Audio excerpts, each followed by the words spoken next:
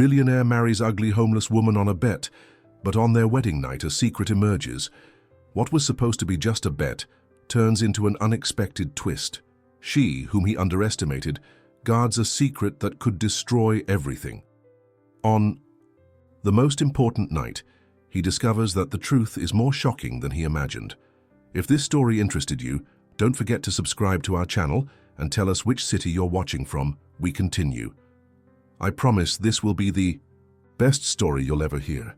The golden ballroom of the Plaza Hotel buzzed with the brilliance of 1,000 crystals suspended from the central chandelier. Edward Mountain adjusted his Italian tie while observing the guests at his engagement party circulating among tables decorated with white orchids.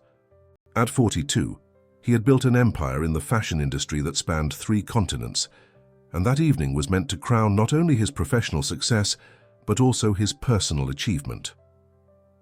Victoria glided through the ballroom like an apparition in her champagne-colored Valentino dress, greeting businessmen, politicians, and celebrities with the elegance that had made her one of the most photographed women in the country. Her blonde hair fell in perfect waves over her shoulders, and the smile she dedicated to each guest seemed specifically sculpted for that moment. Edward observed her with proprietary satisfaction. She was the missing piece in his puzzle of perfection. The orchestra began playing a Viennese waltz, and Edward walked over to Victoria for the traditional toast of the engaged couple. Camera flashes exploded around them when he raised his Baccarat crystal glass. "My dear friends," his voice echoed through the ballroom with the authority of someone accustomed to being heard. "Tonight, we celebrate not only love, but the union of 2 souls who share the same values, the same dreams of excellence." Victoria smiled radiantly at his side, raising her own glass. The audience applauded effusively, and Edward felt that familiar sensation of absolute control over his life. Everything was exactly where it should be. It was then that his personal assistant, Robert, approached discreetly, his face as pale as paper. Edward noticed the urgency in his eyes and frowned, irritated by the interruption. "Mr. Mountain," Robert murmured close to his ear, his voice trembling slightly. "You need to see this. It's urgent." Edward hesitated. He didn't like surprises, especially at moments like that. But Robert's expression was unequivocal. Something was terribly wrong. With a forced smile for the guests, Edward excused himself and followed Robert to a more secluded corner of the ballroom. His assistant extended a tablet, and on the screen shone the main page of one of the country's largest gossip portals.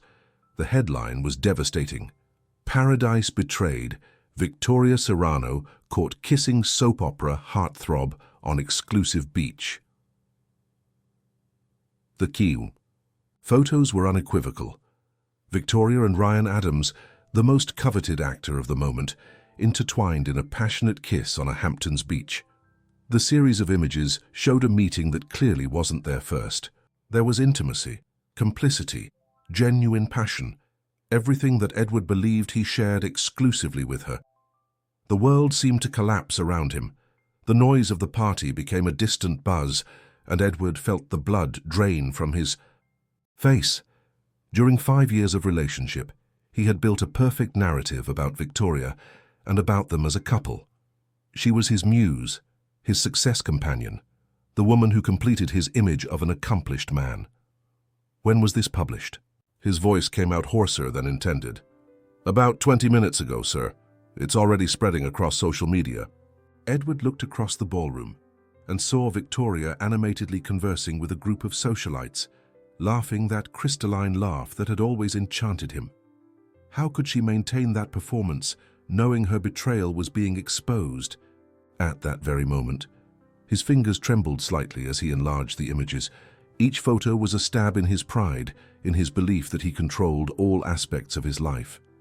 Victoria had not only betrayed him, but had done so carelessly that she had been caught by paparazzi.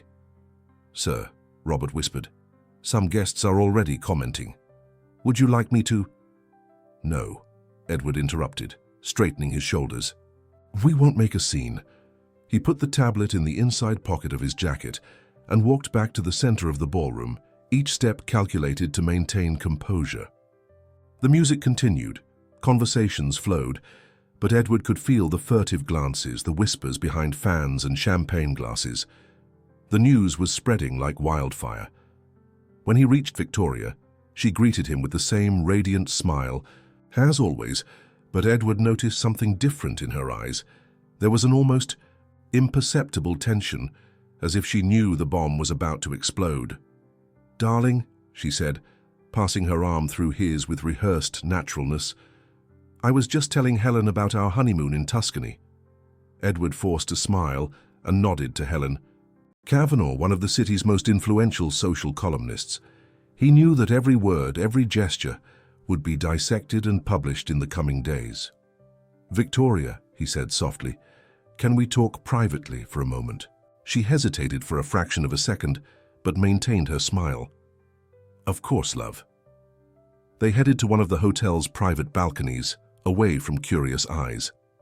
The nighttime Manhattan skyline stretched before them, dotted with the lights of skyscrapers on the horizon. The contrast between the beauty of the landscape and the ugliness of the situation was almost ironic. "You've seen the photos." It wasn't a question. Victoria finally let the mask slip. Her shoulders relaxed, and she sighed as if relieved of, "Oh, wait. Edward, I can explain." "No," he interrupted her, surprisingly calm. "You don't need to explain. The images speak for themselves." She stared at him, looking for signs of despair, of pleading, of emotional collapse.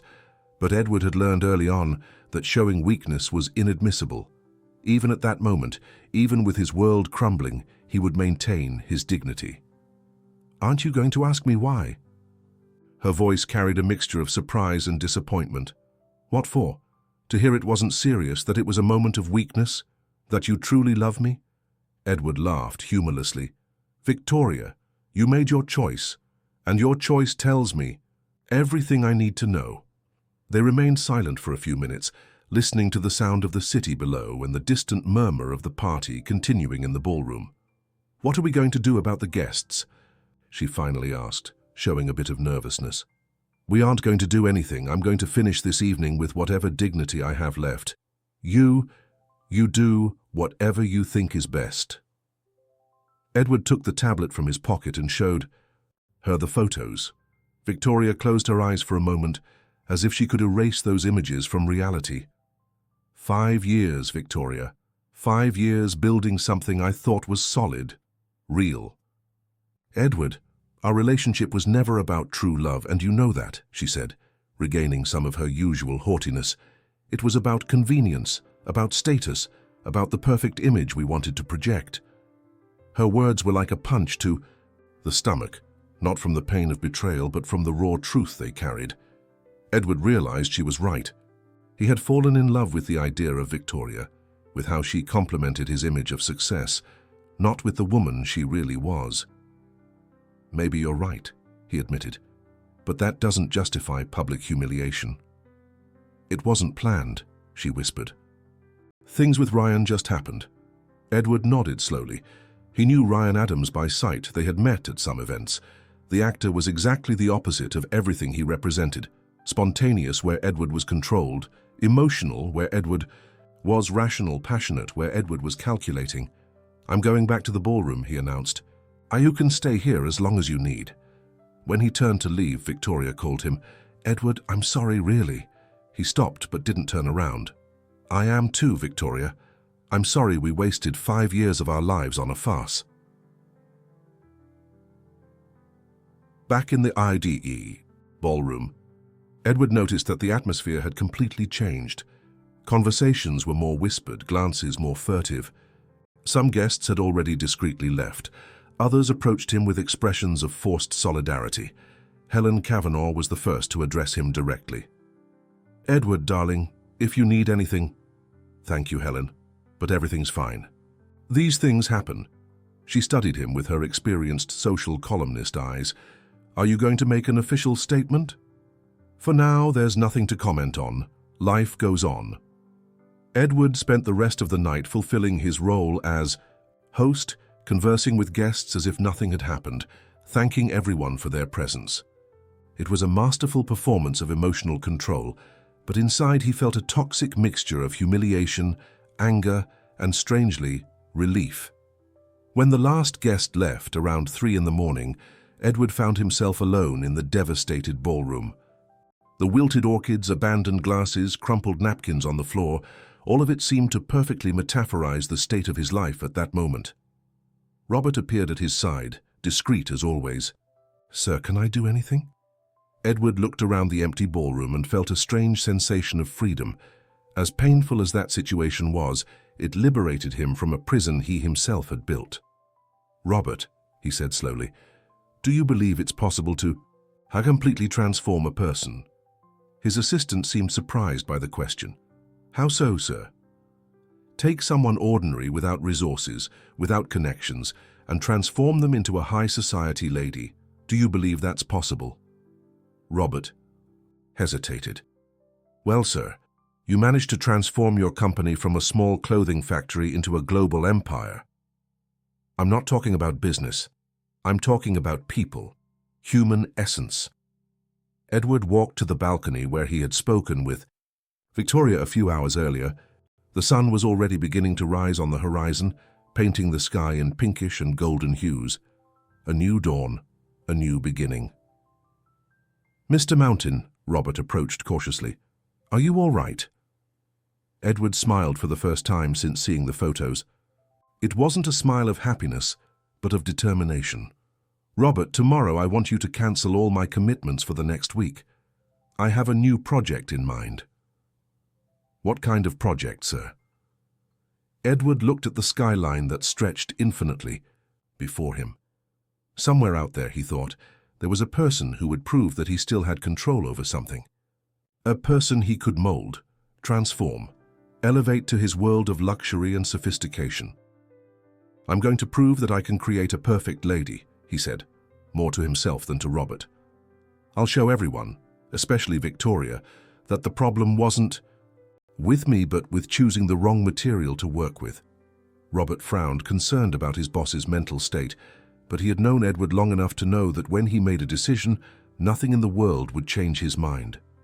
"How do you intend to do that, sir?" Edward turned to him, and Robert saw in his boss's eyes a determination he hadn't seen since the early years of the company, when Edward was struggling to establish his name in the market. "I'm going to find an ordinary young woman with no ties to our world, and in 30 days she will be presented to society as a true lady. A complete transformation." The morning breeze brought the smell of the city, and Edward breathed deeply. This would be his redemption, his proof that he was still the master of his own destiny. A week after the scandal, Edward walked through the streets of downtown Manhattan with a purpose he himself didn't completely understand. During the past 7 days, he had deliberately avoided the places he used to frequent, the elegant restaurants of the Upper East Side, the club in Central Park, the boutiques of Fifth Avenue. Instead, he found himself exploring unfamiliar territories of his own city. The press had been relentless. Magazines specialized in celebrities dissected every aspect of Victoria and Ryan's relationship, revealing that the affair had lasted at least 6 months.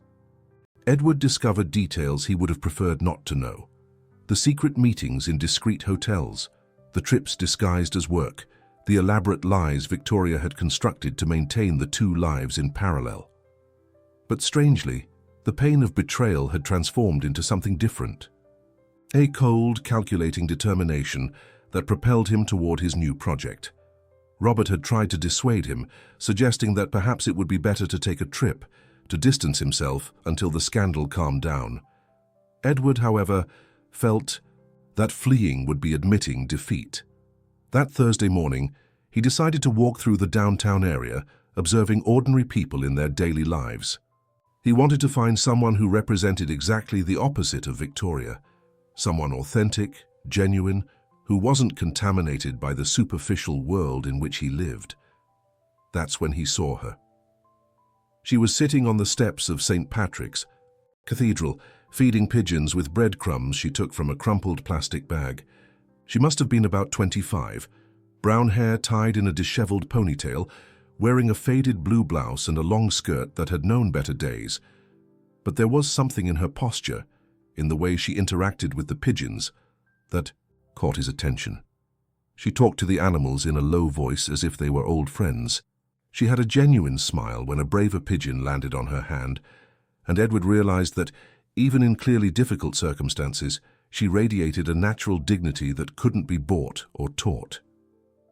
Edward observed her from afar for a few minutes, studying her gestures, her expression, the way she related to the world around her. There was no artifice, no performance. She was simply herself, without masks or pretensions. He approached slowly, as if walking without destination, and stopped a few meters from her. The young woman raised her eyes and greeted him with a discreet nod of her head, without the suspicion Edward expected to find. "Good morning," he said, surprising himself with his own naturalness. "Good morning," she responded, returning her attention to the pigeons. Her voice was soft, well articulated, without the heavy accent that Edward associated with less privileged classes. "Do you feed them every day?" She smiled without looking at him. "When I can. They depend on the kindness of others, as do I sometimes." The honesty of the response surprised him. There was no self-pity, no attempt to arouse compassion. It was simply a fact. "May I sit?"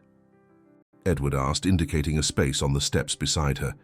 She looked at him more attentively for the first time, noting his expensive clothes, the Swiss watch, the Italian shoes. But instead of reverence or intimidation, her eyes showed only curiosity. Of course. Edward sat down, aware that he was risking staining his tailored pants with the dust from the steps. Strangely, this didn't bother him.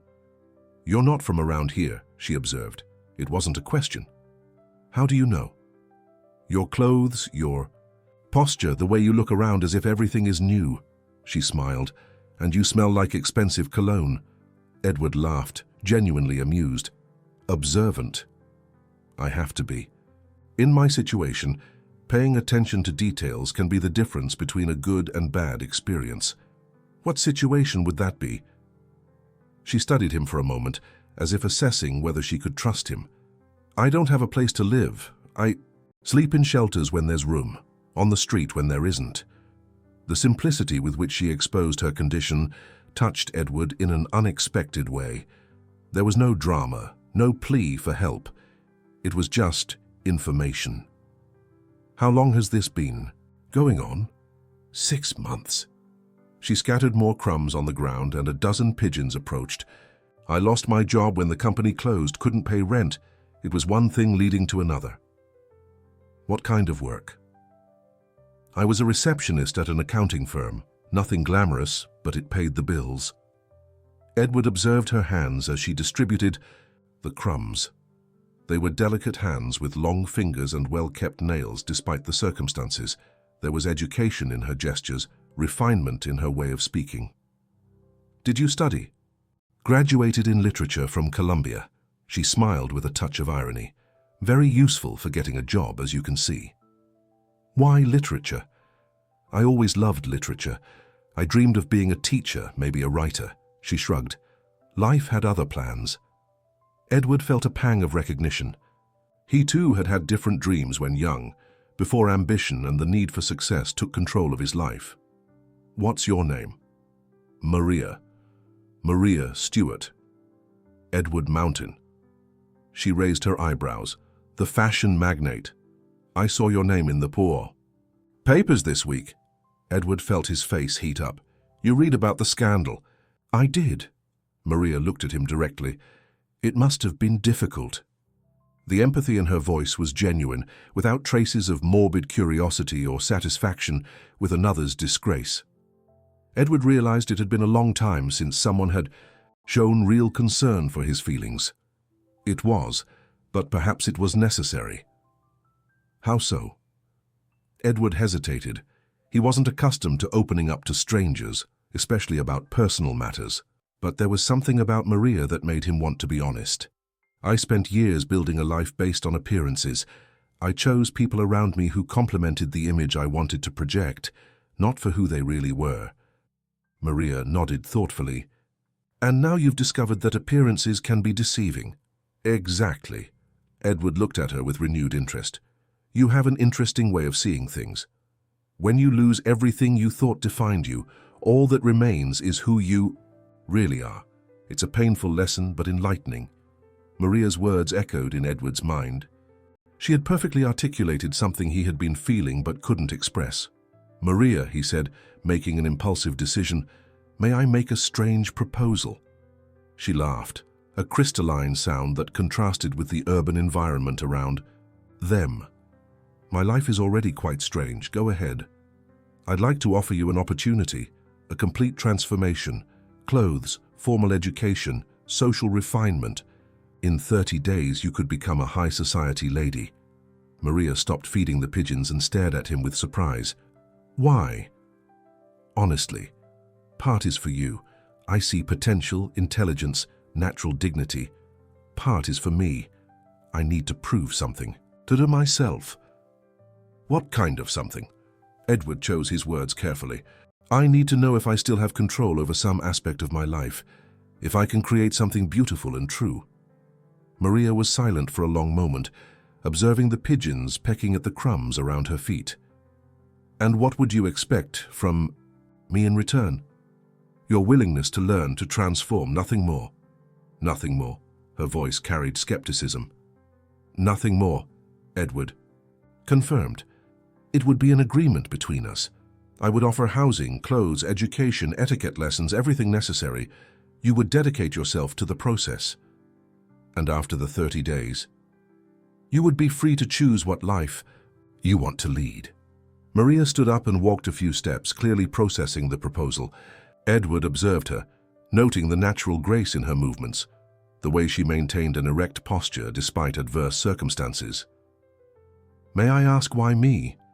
There must be hundreds of women in similar situations." Edward considered the question. "Because you have something that can't be taught, authenticity. And because, talking with you these few minutes, I felt we can trust each other." Maria returned and sat down again beside him. "It's a tempting proposal, Mr. Mountain, but it's also frightening. You're asking me to become someone else." "No," Edward said with conviction. "I'm offering tools for you to become the best version of yourself. And if I can't, if I'm just a street girl who can't adapt to your world, you're not just a street girl. You're an educated, intelligent woman who has gone through temporary difficulties. There's a difference." Maria smiled sadly. "You speak as if you know my story." "I don't, but I recognize quality when I see it." She was silent again, and Edward respected her time to think. A group of tourists passed by them, taking photos of the cathedral, oblivious to the conversation. That could change two lives. "If I accept," Maria said finally, "how would it work? Where would I live? What would the lessons be like?" Edward felt a wave of excitement. She was seriously considering the proposal. "I have a guest apartment in my penthouse. You would have total privacy. The lessons would be with the best teachers. Etiquette, art history, languages, dance, everything a society lady needs to know. And clothes? A completely new wardrobe, appropriate for every occasion." Maria smiled, and Edward realized she was imagining the possibilities. "When would we start?" "Today, if you want." The quickness of the response surprised her. "Today? Why wait? Every day counts in our 30-day deadline." Maria stood up again, this time with more determination. "Mr. Mountain, I'll accept your proposal, but I have some conditions." "Go ahead." "First, I want to understand exactly what you hope to achieve with this. Second, if at any moment I feel you're trying to transform me into something I'm not, I can quit. Third, after the 30 days, you'll give me a job reference, regardless of the result of your experiment." Edward smiled, admiring her ability to negotiate even in a position of vulnerability. "I accept all conditions, but I have a counter-proposal for the second." "Which is?" "If you decide to quit, give me at least 3 days' notice. I want to have the chance to understand what went wrong." Maria extended her hand. "We have a deal, Mr. Mountain." Edward shook her hand, surprised by the firmness of her grip. "We have a deal, Miss Stewart, and you can call me Edward. Then call me Maria." They walked together toward Edward's car, which was parked a few blocks away. Maria carried only a small, faded backpack, apparently all she owned in the world. "Maria," Edward said as they walked, "may I ask something?" "Of course." "Don't you have family, no one who could help you?" Maria's face closed slightly. "I prefer not to talk about that now, perhaps later when we know each other better." Edward nodded, respecting her privacy. Everyone had a right to their secrets, especially at the beginning of a partnership as unusual as theirs. When they reached the car, Maria hesitated for a moment before getting in. Edward realized that for her, this moment represented a line being crossed, a point of no return. "Are you sure?" he asked softly. Maria looked back in the direction of the cathedral where they had met, then at him. "I am. It's time to discover who I can become." When the car pulled away toward the Upper East Side, Edward felt a mixture of excitement and apprehension. He had initiated something he didn't completely understand, something that could transform them both in unexpected ways. The guest apartment in Edward's penthouse was larger than any place Maria had lived. Floor-to-ceiling windows offered a panoramic view of the city, and each piece of furniture seemed to have been chosen by an interior designer. Maria remained motionless in the center of the living room for a few minutes, absorbing the reality of her new situation. "Make yourself at home," Edward said, noticing her hesitation. "This is your space for the next 30 days. Maria nodded, still processing the radical change in her life. Just 2 hours ago, she had been feeding pigeons at St. Patrick's, and now she found herself in one of the most exclusive addresses in the Upper East Side. "Robert will come tomorrow morning with a team of professionals," Edward explained. "We'll have an image consultant, an etiquette teacher, dance and diction instructors. It will be intensive." "And today?"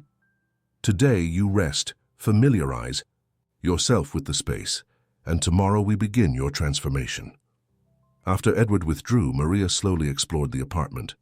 The bedroom had a king-size bed with silk sheets, the bathroom was equipped with expensive beauty products, and the empty closet waited to be filled with her new wardrobe. In the first drawer of the dresser, she found an envelope with her name. Inside, a handwritten letter from Edward and a credit card. "Maria, use this card for any personal need during our partnership. There is no limit, but I trust your discretion. I hope you find everything comfortable. Edward." Maria held the card in her hands, impressed by the trust he placed in her. Anyone in her situation could simply run away with the card and disappear. The fact that he hadn't mentioned this possibility said a lot about his character, or about his naivety. The next morning, Robert arrived accompanied by a small entourage. Olivia Fisher, image consultant to the country's most important celebrities, studied Maria with critical but not unkind eyes. "Excellent bone structure," she murmured, making notes on a clipboard. "Good height, natural posture. We'll need to work on the hair, makeup, obviously the wardrobe." Professor Andrew, a social etiquette instructor, observed Maria walking around the room. Natural movement, without affectation. Good starting point. Madame Claudette, a French specialist in diction and posture, had Maria repeat phrases in English and French. Correct pronunciation, extensive vocabulary. It won't be difficult to polish. Maria felt like an object being evaluated for purchase, but she tried to keep an open mind. These people were specialists in their areas, and she was there to learn. Edward observed everything from a distance, making his own notes. When the consultants finished their initial evaluations, he approached. "What's the verdict?" "Excellent. Raw material," Olivia responded. "With the right work, in 30 days she'll be unrecognizable." "I don't want her to be unrecognizable," Edward said, surprising everyone. "I want her to become the best version of herself." Maria looked at him with gratitude. It was the first time someone had made that distinction, and she appreciated his sensitivity. The following weeks became a whirlwind of activities. Maria woke up at 6 in the morning for dance classes with a former Metropolitan Opera ballerina. At 8, breakfast followed by makeup sessions and personal care with Olivia. At 10, etiquette lessons with Professor Andrew, where she learned about correct silverware, social conversation, and protocol for different events. The afternoons were dedicated to art history, literature, and general culture classes. Maria discovered that she possessed a voracious thirst for knowledge that had been suppressed during her months of struggle for survival. Edward frequently observed her during the classes, impressed with her capacity for absorption. She asked intelligent questions, questioned protocols when they didn't make sense, and maintained her personality even while absorbing new information. "She is exceptional," Olivia commented to Edward after the second week. "I've never seen anyone adapt so quickly without losing their essence." "It's because she's not pretending to be someone else," Edward responded. "She's simply discovering facets of herself she didn't know existed." The physical transformation was gradual but impressive. Maria's hair was cut and treated by one of the best hairstylists in the city, gaining shine and movement. Her skin, nourished by professional treatments, acquired a natural luminosity. The wardrobe, carefully selected by Olivia, enhanced her beauty without exaggeration. But the true change was happening in more subtle aspects. Maria developed a natural confidence in her movements, learned to modulate her voice for different situations, and discovered that she had a natural talent for social conversation. "You're doing better than I expected," Edward said one night, during an evaluation dinner in the apartment. "Thank you, but sometimes I feel like I'm betraying who I was before." "How so?" Maria hesitated, choosing her words. "Before, I was just Maria. Simple, direct, without pretensions. Now, sometimes, I catch myself calculating how to behave, what words to use. It's as if I've learned to wear a mask." Edward put down his fork, focusing completely on her. "That worries me. That wasn't my intention." "I know, and most of the time I feel like an improved version of myself. But occasionally," she sighed, "occasionally I wonder where Maria Stewart ends and where this new person I'm becoming begins." Her honesty touched Edward deeply. He had spent years building public personas, forgetting who he really was beneath all the layers of success and sophistication. "Maria, may I tell you something about myself?" She nodded, curious. "When I started my company, I was very much like you, authentic, direct, without artifice. But as I achieved success, I kept adding layers, the way I should dress, speak, behave to be taken seriously in the business world. Over time, these layers became who I was, and I forgot about the person underneath. And what happened to that person? He got lost, until the scandal with Victoria forced me to question everything." Edward looked at her intensely. "Working with you has reminded me of who I used to be." Maria smiled softly. "Then perhaps we're transforming each other." "Perhaps we are." In the third week, Edward decided it was time for the first practical test. He invited Maria to accompany him to a vernissage at a reputable gallery in the Upper East Side. "It will be your social debut," he explained. "A controlled environment, with people I know." Maria felt a mixture of excitement and nervousness. It would be the first time she would go out as the new version of herself. On the day of the event, Olivia arrived early to help Maria prepare. They chose an elegant but not extravagant navy blue dress, medium-heeled shoes, discreet jewelry. When Maria came down to meet Edward, he was momentarily speechless. The transformation was impressive, but what struck him most was that she was still unmistakably Maria, just a polished and refined version. "Ready?" he asked, offering his arm. "I hope so." The gallery was filled with collectors, artists, and socialites. Edward introduced Maria as a friend to some people, carefully observing their reactions.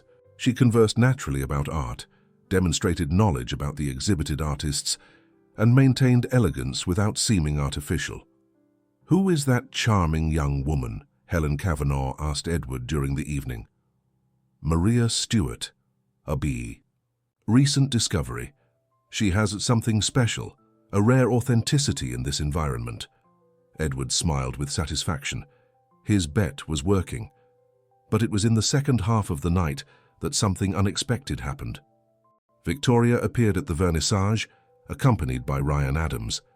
Maria immediately noticed the tension that took hold of Edward when he saw his ex-fiancée. She approached him discreetly. "Do you want us to leave?" she whispered. "No, Edward. responded, straightening his shoulders. We won't hide. Victoria saw them from across the gallery and walked determinedly toward them. Ryan followed her, clearly uncomfortable with the situation. Edward, Victoria greeted coldly, then turned her attention to Maria. And you must be the famous protégé.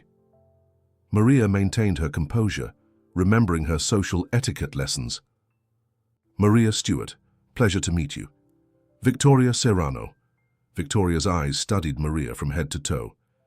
Edward always had good taste for projects.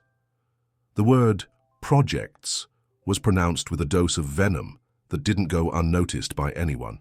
Actually, Maria responded with a serene smile, I believe Edward has good taste for recognizing genuine potential. It's a rare quality. Victoria raised an eyebrow, clearly not expecting Maria to defend herself with such elegance. Well, Victoria said after a moment of tense silence, I hope you enjoy the evening. When she walked away, Edward looked at Maria with renewed admiration. You were perfect. I learned from the best teachers. But in the car returning home, Maria was quieter than normal. Edward noticed her change in mood. What are you thinking? About what she said, about me being a project. Maria looked out the window at the city lights. Is that what I am to you, Edward?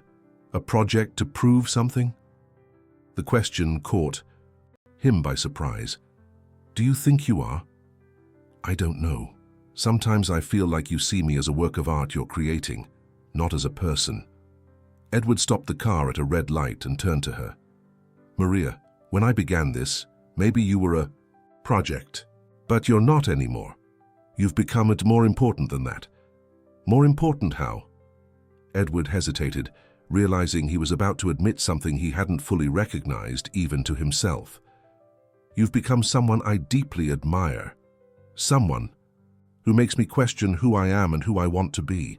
Maria looked at him, seeing sincerity in his eyes. Edward, I need to tell you something. About my past, about who I really am. Can it wait until we get home? It can. But they both knew that conversation would change everything between them. Maria's transformation was almost complete, but there were still secrets to be revealed, truths that could shake the foundation of everything they had built, together. Back at the apartment, Maria sat on the balcony overlooking the skyline, still wearing the dress from the vernissage. Edward served 2 glasses of wine and joined her, feeling that this moment would define the course of everything they had built. Are you ready to tell me? He asked softly. Maria took a deep breath, gathering courage. My real name is Maria Andrews Stewart. Edward frowned. The Andrews name was known in business circles in New York City. Andrews as in Andrews Imports. My father was Richard Andrews Stewart. Edward nearly dropped his glass. The Andrews family had been one of the most prosperous in the country, until 5 years ago, when a financial scandal destroyed the empire built over decades. Your father was accused of money laundering and tax evasion. It was never proven, but the investigations destroyed the company and our family. Maria looked at the dark horizon. We lost everything overnight. The mansion, the cars, my mother's jewelry, everything was confiscated. Edward vaguely remembered the case. At the time, he was focused on expanding his own company and hadn't paid much attention to competitors' problems. What happened to your parents?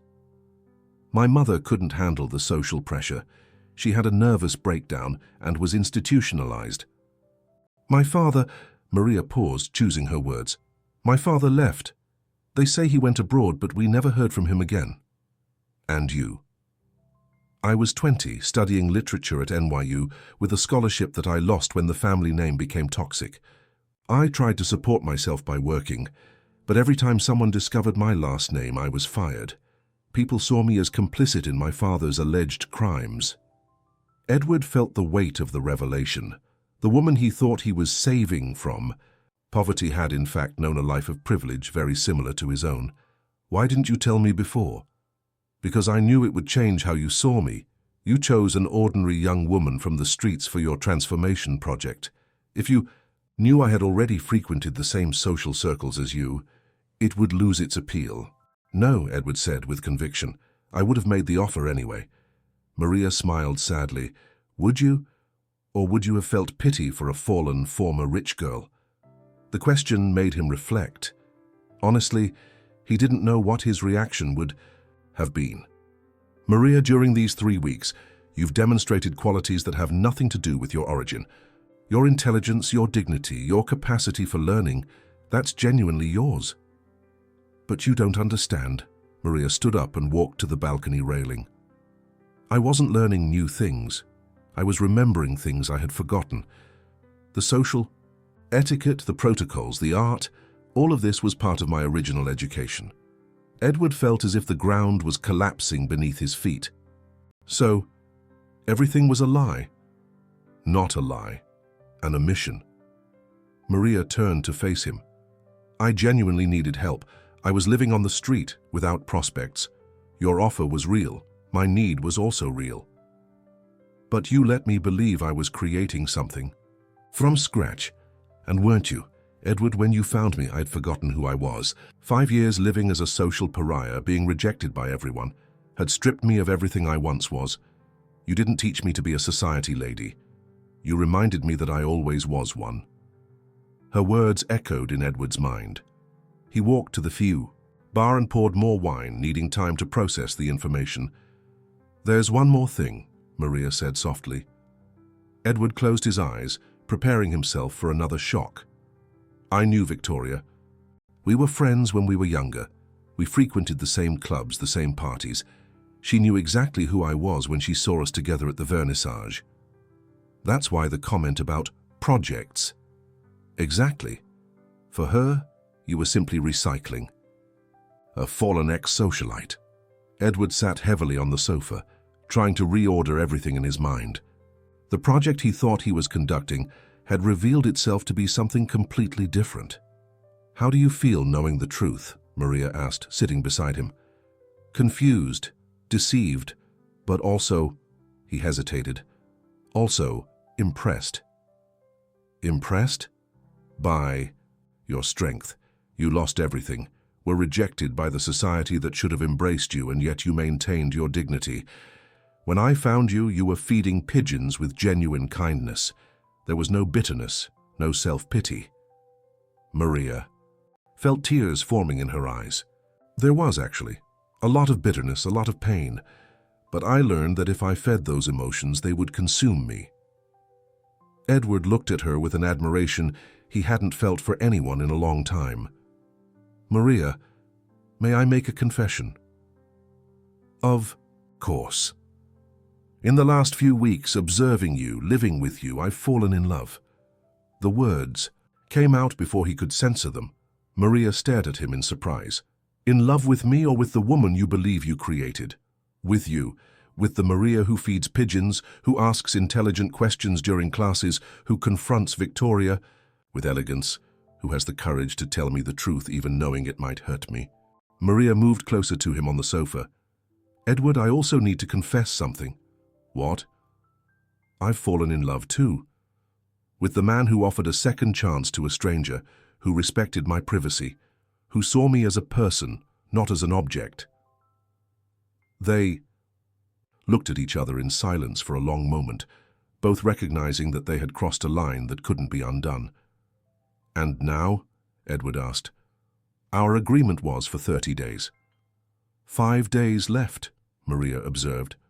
5 days to decide if this is real, or if it was just the result of an artificial situation. Maria stood up and walked back to the balcony.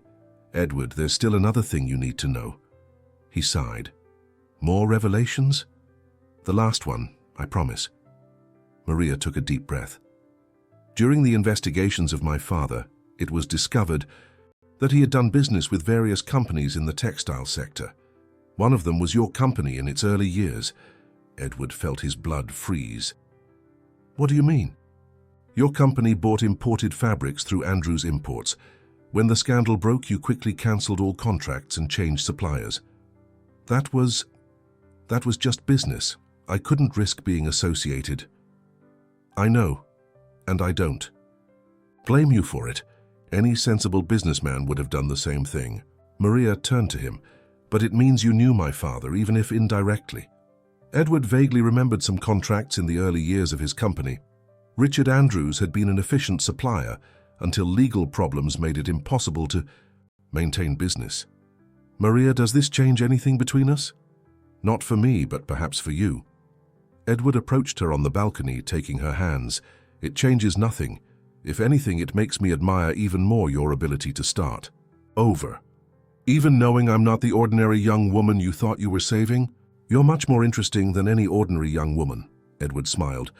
You're a woman who has known the top and bottom of life and chose to keep your humanity intact. Maria smiled through tears. So, what do we do with these 5 remaining days? We discover if what we feel is real or if it was created by extraordinary circumstances. And how will we do that? Edward thought for a moment. By being ourselves. No projects, no transformations, no masks. Just Edward and Maria getting to know each other. The following 5 days were different from anything they had experienced before. There were no classes, no consultants, no agenda. They talked for hours about their childhoods, their dreams, their fears. They cooked together, walked on the beach, visited simple places in the city. Edward discovered that Maria had a sarcastic sense of humor that had been polished during the etiquette lessons. Maria saw that Edward, away from business and social pressures, was gentle and vulnerable in a way that touched her heart. On the last day of their agreement, they sat again on the balcony, watching the sunset. So, Edward asked, have we reached any conclusion? I have, Maria responded. And you? I have too, but you first. Maria turned to face him completely. I love the man you are when you're not trying to prove anything to anyone. I love your genuine kindness, your capacity to be surprised, your willingness to question your own certainties. Edward felt his heart race. And I love the woman you are when you're not trying to fit into molds.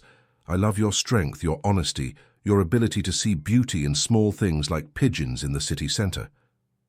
So what do we propose now? Edward was silent for a moment, then stood up and went into the apartment. He returned a few minutes later with a small velvet box. Maria Andrews Stewart, he said, kneeling before her, do you want to begin a new life with me? Not as my project or my creation, but as my partner, my equal, my companion. Maria looked at the diamond ring in the box, then at Edward's eyes, shining with hope and genuine love. Edward Mountain, she responded, also kneeling to be at his level. I accept, but with one condition. What? No pompous weddings, no spectacles for society, just the two of us celebrating something true. Edward laughed, placing the ring on her finger. Perfect. After all, we discovered that the best things in life happen when we stop trying to impress others. 6 months later, Edward and Maria married in a simple ceremony on the beach, with only Robert and a few close friends as witnesses. Maria wore a simple white cotton dress. Edward dispensed with the tuxedo in favor of a linen shirt. There were no professional photographers, no press coverage. Victoria, who had ended her relationship with Ryan after 3 weeks of public dating, read about the discreet wedding in Die Zeitung, the social columns. She commented to a friend that Edward had settled for less, without realizing that he had, in fact, found everything. Edward transformed his company, implementing social responsibility policies and creating a mentorship program for young people in vulnerable situations.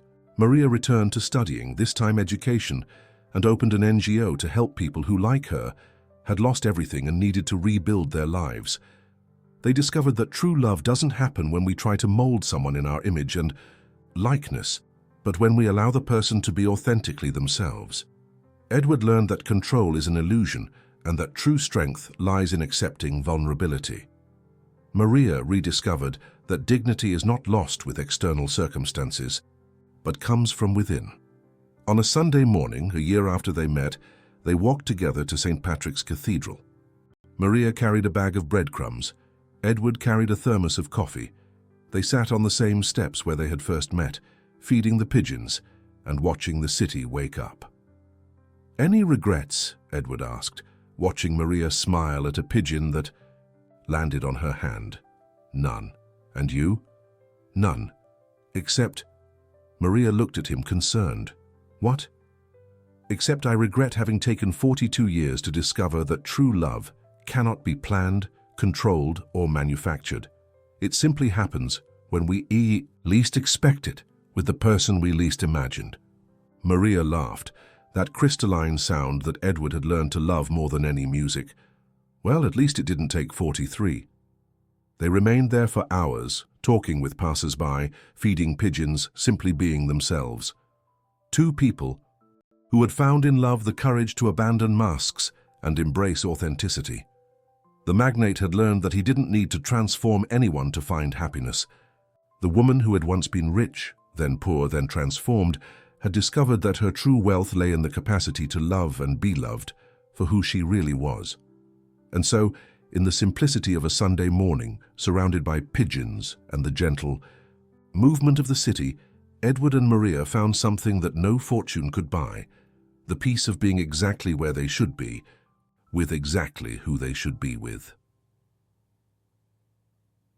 The end of the story. Dear listeners, we hope that the story of Edward and Maria has touched your hearts as much as it touched ours.